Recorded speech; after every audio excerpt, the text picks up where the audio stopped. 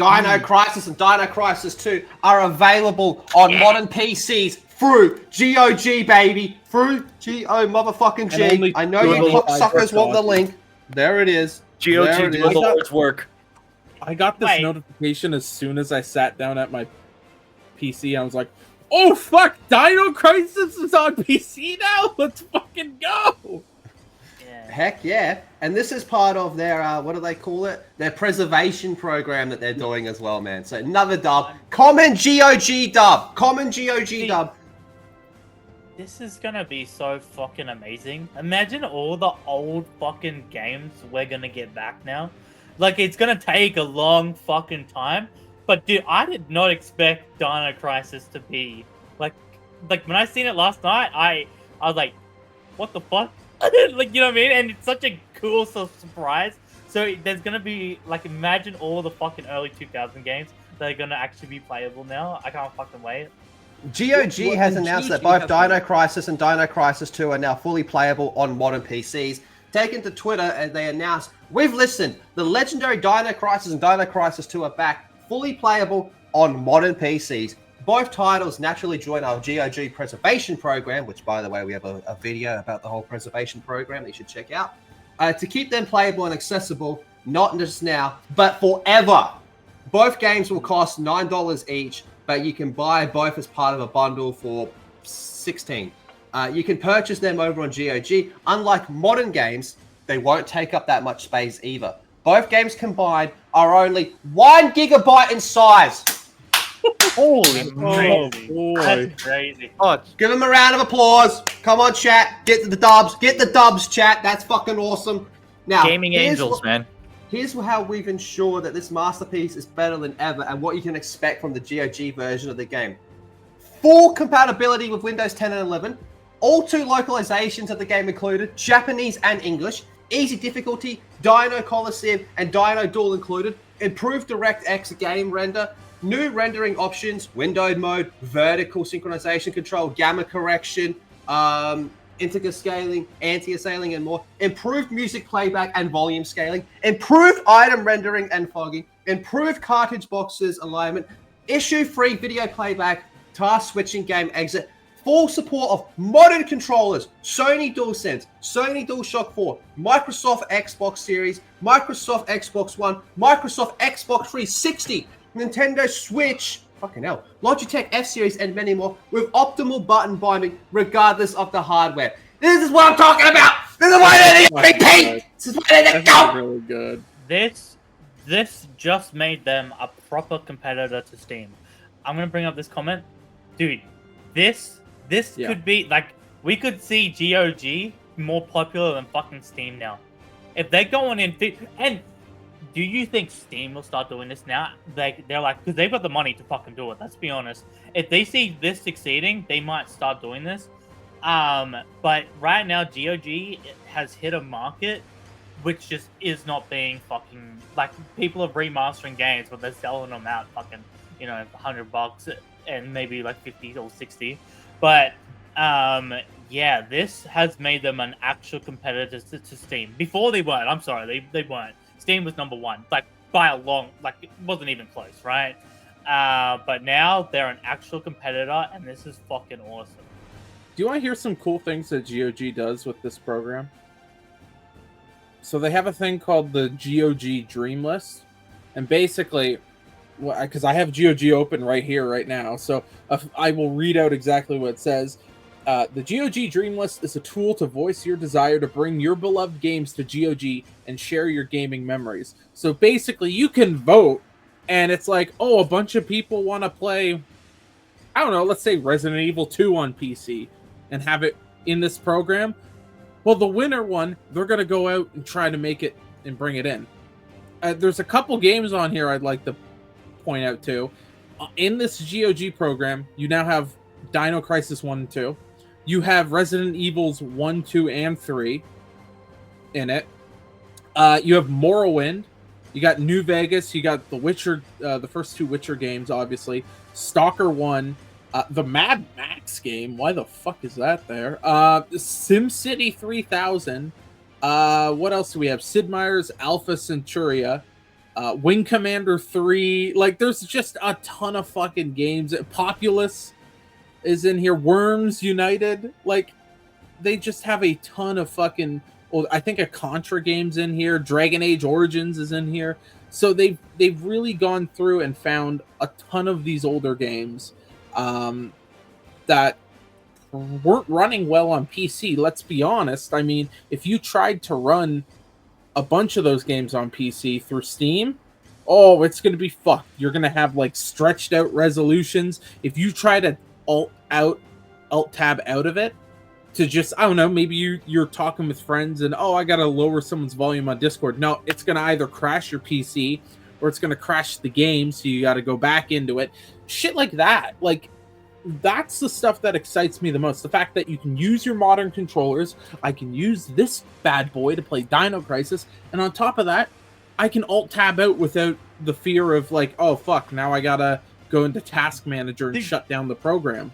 That's huge. And, oh, dude, the old games. Some of these old fucking games. Fucking Borderlands 2 is annoying. Just to turn down the fucking sound. Some games, you have to actually go back. What they'll do is they'll have the settings as like their own page, and then you got to do the settings from there. Then you got to go into the game, and you don't get to change the settings and change like how big the screen is and stuff unless you exit out of the game, then go back into that small screen. Then you got to relaunch the actual game. It's so fucking annoying. So hopefully it does like fixes all that fucking shit as well. Oh god. But yeah, I'm looking forward to this. Because just the amount of PS2 games that I want to fucking play again is crazy, and I can't fucking wait.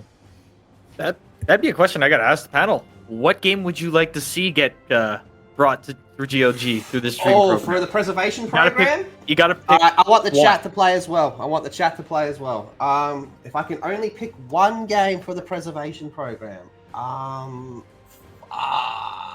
Only one. Medal of Honor Frontline. Good choice. Very nice choice. For me, it'd be Legend of Dragoon. If they can get that working on PC, like the combat system, because that's always the biggest issue for that game, is to carry over the combat system because it's all timed to hit. It's broken everywhere else except on the original PlayStation. I would love to see that. I have two other ideas, but that'd be Vanguard Bandits and Radiata Stories, if any of you guys in chat know it, but my one choice would be Legend of Dragoon. What about you, Moz? Well, yeah, Moz. Conan. It's an old PS3 game which you can never get anywhere else. It used to be like a game kind of like fucking God of War, and that game was fucking sick. It even had the old lady telling the story and shit. And when I was a kid, I actually used to think they were the same universe because they had the lady telling the story, but it wasn't. Yeah, it was fucking sick. So I'd want that you? Or... Sorry, you go. Yeah, go on, Creed. No, you go ahead, Moz. What's the other one you were thinking? Lord of the Rings, War in the North. Oh! I would love... Ooh. Yeah, I'd love to play that again. Okay. I haven't played that in fucking years. Ooh, okay, well... I would love... You know, I think I have to go with Driver. Oh, I love it. Driver game. We always talk about it. Every time you bring up Driver, I fucking love Driver. That was the first... For me, that's one of my favorite games of all time. It was the first game I ever remember playing, besides, like, Donkey Kong Country 2. Or, like, The Sims 2. I remember my parents had that, and I would burn the house down on there. Yeah, I know. I completely forgot about The Sims 2 until we talked about it yesterday. I'm like, oh my god, I killed like 14 people in that game. It was horrific. I should have been sent to therapy. Just 14? Damn. He means it. Yeah, well, I was little. I didn't know how the game worked yet. Yeah, Driver, I think, would be one, because there was no place to get that game. I don't believe it's ever been remastered, so it's only the PlayStation or emulation. So having that available on PC... and through GOG, having it allow you to use modern controllers with the analog sticks, because remember, you could play that game with just the D-pad. Yeah. Because there was only some of the PlayStation controllers came with the analog sticks. So that game would probably be my go-to. I would love like the old wrestling games. They're never going to put most of the ones that I like on there because of Mr. Benoit in them, and also the licensing. It would cost a lot of money, but those would be a second. Oh man, awesome. Chat's brought up a number of real damn good games, man. BMX Triple X, Ace Combat 3 Electrosphere. Oh, go fucking amazing. Oh, such a good one. Yeah, Tris, Legend of Dragoon fan. Fuck yeah. Battlefield 43. What else we got here?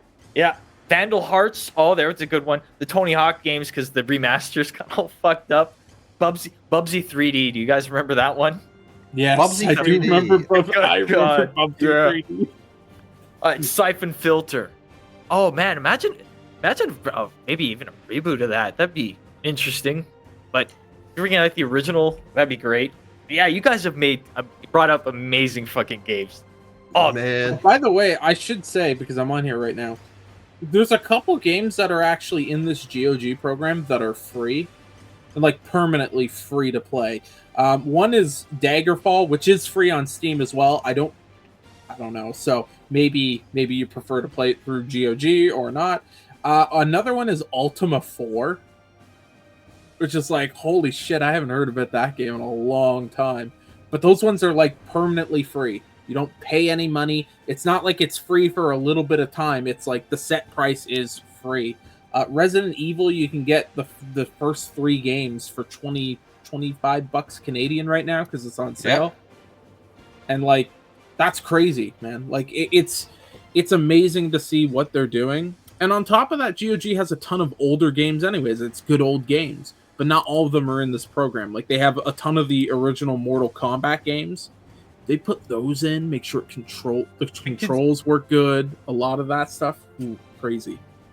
I wonder if now this would be fucking crazy. I wonder if like eventually they'll be able to do their own servers, because a lot of these games have lost servers and shit, and so the online is just dead. So you have to just do that. That's gonna be interesting to see if that's gonna be really, really, really, really expensive, man. Will be, but allowing fans to put up their own servers. Yeah, maybe you can rent servers and help the cost. I can hear Ross's ears burning. But yeah, this is I'm pretty cool. I'm looking at what they have for games on here, man. Like you can buy OG Diablo, obviously that's a part of GOG, but other ones it's like, oh, Medal of Honor War Chest is on here for $6. Yep. Imagine if they put that in there. Like, does it have Frontline and Rising Sun? I believe that's in the War Chest. Yeah. War Chest is which games are in it? It's a couple of them. I remember the War Chest Allied having Assault, I think. Yeah, so it has Allied Assault. Oh, it's not showing which ones are in it. Yeah. Well, there's 3 games in it. But GOG. Yeah, there's a ton of games, and they're all GOG super with a cheap. dub. Dub GOG chat. Dub GOG.